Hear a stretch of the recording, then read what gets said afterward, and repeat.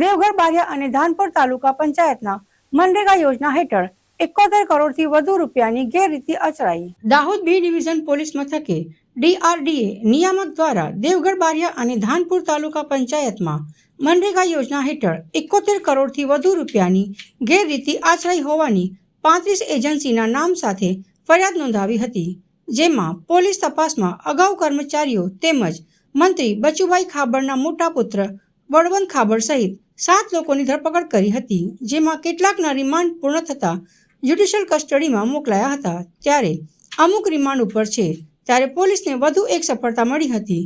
Police તપાસ દરમિયાન મંત્રી બચુભાઈ ખાબડના બીજા પુત્ર કિરણ ખાબડના નામે શ્રી રાજ ટ્રેડર્સ નામની એજન્સી આવેલી હતી અને તે એજન્સીમાં પણ કરોડો રૂપિયા જમા થયા હતા। તેમજ આ કૌભાંડમાં મદદગારી અથવા ફરજમાં બેદરકારી દાખવી પોતાની સત્તાનો દુરુપયોગ કરી બિલો પાસ કરી સરકારી નાણાં બારોબાર ઉપાડી લેવામાં કસૂરવાર અધિકારીઓના પણ નામ ખુલતા ભાગતા ફરતા કર્મચારીઓ અને કિરણ ખાબડને ઝડપી પાડવા પોલીસે અલગ અલગ 6 ટીમો બનાવી ટેકનિકલ એનાલિસિસ અને બાતમીના આધારે અલગ અલગ દિશામાં વોચ ગોઠવી હતી। ત્યારે પોલીસની ટીમોને મોટી સફળતા મળી હતી।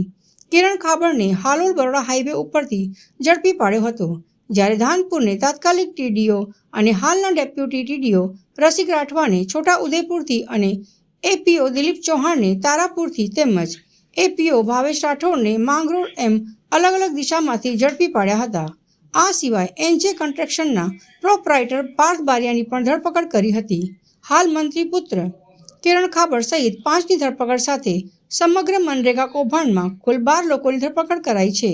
ત્યારે આવનારા સમયમાં વધુ મોટા માથા આવવાની શક્યતાઓ રહેલી છે। મનરેગાની તપાસ દરમિયાન 7 જેટલા આરોપીઓ અગાઉ પકડાઈ ચૂક્યા હતા કે જે જેલ હવાલે થઈ ચૂક્યા છે અથવા પોલીસના રિમાન્ડ ઉપર છે।